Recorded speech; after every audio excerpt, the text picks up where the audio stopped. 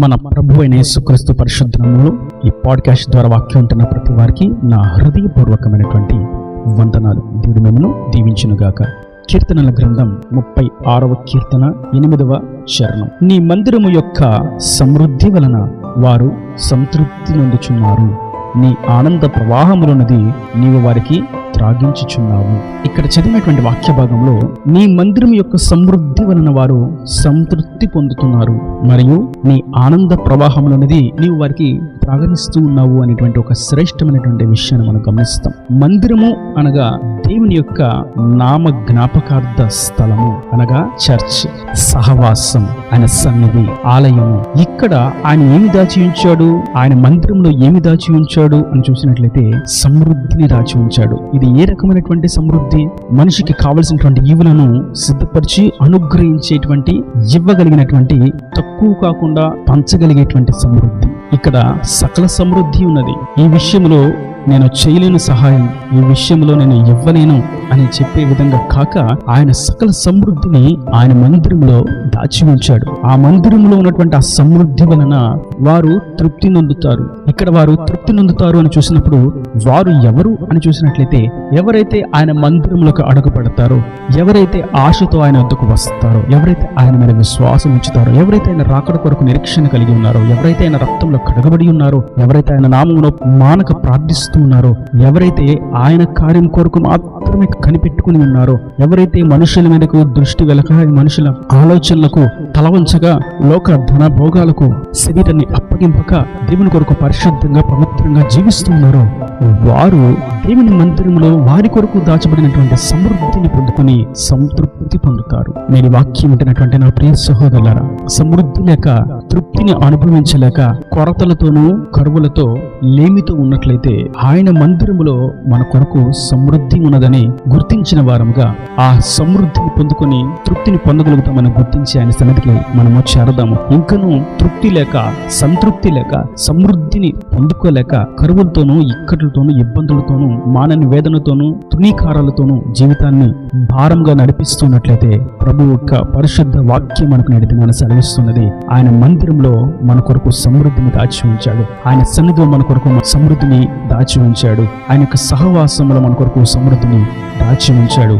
ఈ పరిశుద్ధ దినమందు ఆయన మందిరమునకు చేరాలి, ఆయన ఆరాధనలో పాలు పొందాలి, ఆయనను స్తుతించాలి, ఆయనను ఆరాధించాలి, ఆయనకు అర్పణగా మనం మార్చబడాలి. మనము చేతులెత్తి పరిశుద్ధమైనటువంటి నిర్దోషమైనటువంటి హృదయంతో ఆయనను ఘనపరచాలి. ఆయన యొక్క ఉపదేశము చేత మనం తృప్తిపరచబడాలని ఆశతో ఆయన సన్నిధికి మనం చేరినట్లయితే ఆయన ఆశీర్వాదాల చేత, దీవెనల చేత, సమృద్ధి చేత సంతృప్తి పరిచి దీవెనకరంగా ఆయన నడిపిస్తాడు.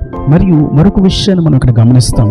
నీ ఆనంద ప్రవాహములన్నది నీవు వారికి త్రాగించుచున్నావు. అవును, ఆయన తృప్తిపరచడం మటుకు కాదు గాని ఆనంద ప్రవాహము అనగా ఏదెను తోటలో ఉన్నటువంటి ఆ రుచికరమైనటువంటి నది యొక్క జలములతో మనలను తృప్తిపరుస్తాడు. అది మనకు త్రాగనిస్తాడు. ఈ ఆనంద ప్రవాహం అనేది ఏదెను తోటకు సాదృశ్యంగా ఆ ఆనందకరమైన, సంతోషకరమైన, దీవెనకరమైన, సమృద్ధి కలిగినటువంటి ఆ ఏదెను తోటలో పారేటువంటి 4 రకాలైనటువంటి నదులను దీవెనకరంగా, ఆశీర్వాదకరంగా మనకు ప్రవహింపచేసి మనకు వాటిని త్రాగిస్తాడు. నేటి వాక్యం ఉంటున్నటువంటి నా ప్రియ సహోదరులారా, ఈ ఒక్క చరణంలో మనం మరొక శ్రేష్టమైనటువంటి విషయాన్ని కొంచెం లోతుగా ధ్యానించినట్లయితే, ఆయన మందిరములో ఉన్నటువంటి సమృద్ధి చేత సంతృప్తి పరుస్తాడు. అనగా ఆహార పదార్థముల చేత, కావలసిన ఈవుల చేత తృప్తిపరుస్తాడు. 2, మన శరీరానికి ఊతనిచ్చేటువంటి, సొమ్మసిరిన వారికి బలంనిచ్చేటువంటి, కృంగిన వారికి శక్తినిచ్చేటువంటి నదీ జలముల చేత,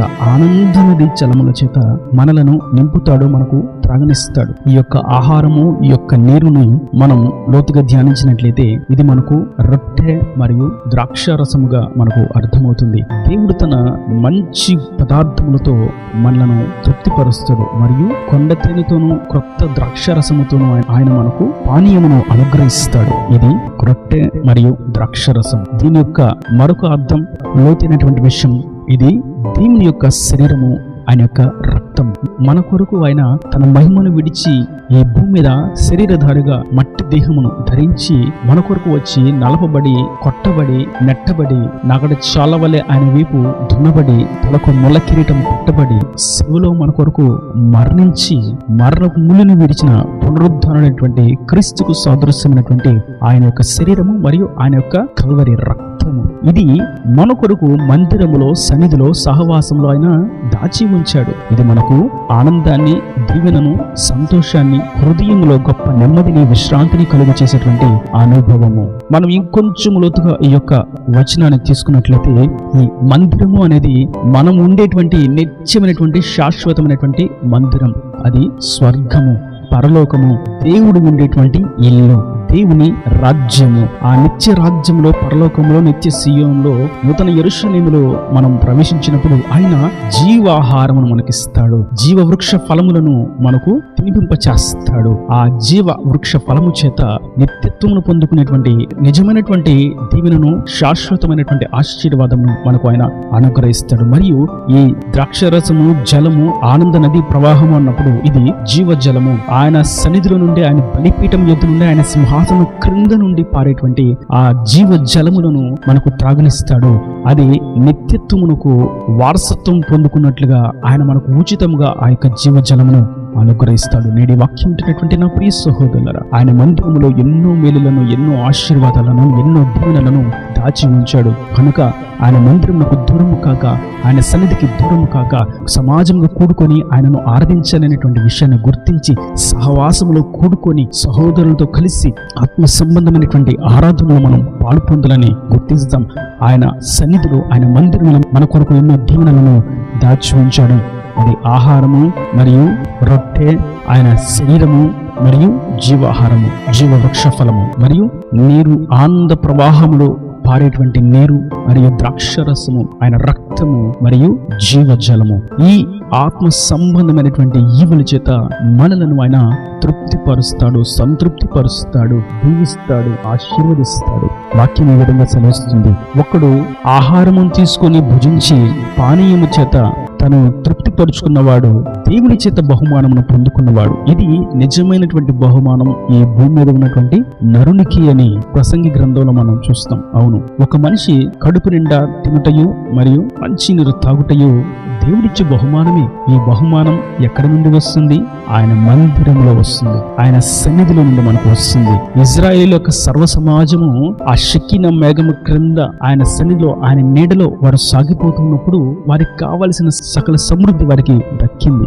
ఆహారము, నీరు, శ్రేష్టమైనటువంటి భోజ్యము వారికి లభించింది. కనుక మనం నేటి దినాన ఆయన మందిరం యొక్క విశిష్టతను తెలుసుకున్న వారముగా ఆయన మందిరంలోకి మనం చేరదాం, ఆయన ఇంటికి మనం వెళ్దాం, ఆయన ఇల్లుగా ఉన్నటువంటి ఆయన మందిరంలో మనం చేర్చబడదాం, అనేకులంగా మనం ఆయనను ఆరాధిస్తాం. ఆయన రక్తంలో కడగబడి, ఆయన స్వకీయ సంపత్యంగా మార్చబడి, ఆయన ఇచ్చేటువంటి, ఆయన అనుగ్రహించేటువంటి భోజ్యమైనటువంటి, పరిశుద్ధమైనటువంటి, అతి పరిశుద్ధమైనటువంటి ఆయన యొక్క శరీరంలో మనం పాలిభాగస్థలం అవుదాం. ఆయన రక్తంలో మనం పాలిభాగస్థలం అవుదాం. ఆయన శరీరమును, ఆయన రక్తమును భుజించిన వారంగా ఆయన నిత్యత్వమును పొందుకుందాం. ఆయన నిత్య రాజ్యంలో జీవ వృక్ష ఫలమును, జీవ జలమును మనం పొందుకుంటకు యోగ్యులుగా, అర్హులుగా మార్చబడదాం. ఆయన జీవ గ్రంథంలో మన పేరు లిఖించబడినట్లుగా అడుగు వేస్తాం.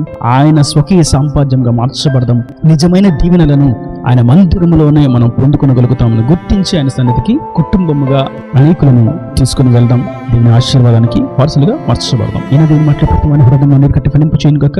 ఆమేన్. God bless you. తలలో వంచి కన్నులు మూసినట్లయితే మీ కొరకు చిన్న ప్రార్థన. ప్రేమ స్వరూపీకరణ కటాక్షముల తండ్రి, నా ప్రభువా, ఈ వాక్యం ప్రతి వారిని నేను నిండాలుగా దీవించండి. మీ మందిరంలోనే నిజమైనటువంటి సమృద్ధి ఉంది. ఆ సమృద్ధి చేత తృప్తిపరుస్తాను మీరు సెలవిచ్చారు. మరియు నీ ఆనంద ప్రవాహంలో ఉన్నటువంటి నిజమైనటువంటి రుచికరమైనటువంటి పానము చేత తృప్తిపరుస్తామని, మమ్మల్ని త్రాగనిస్తామని మీరు సెలవిచ్చారు. వాక్యం ప్రతి వారు ఇట్టి అత్యున్నతమైనటువంటి ఆశీర్వాదాన్ని పొందుకున్నట్లుగా దీవించండి. ఇంకా వారి ప్రతి అవసరం అక్కడిని మహిమలో తీర్చి, ఇంకను నీ కనిచ్చ రాజ్యానికి వారసున్నట్లుగా సహాయం అనుగ్రహించి ఆశీర్వదించమని డాక్టర్ రాజనందరినీ సిద్ధపరచమని పరిశుద్ధ నామమున ప్రార్థించి వేడుకుంటున్నాను తండ్రి. ఆమేన్. ఆమేన్.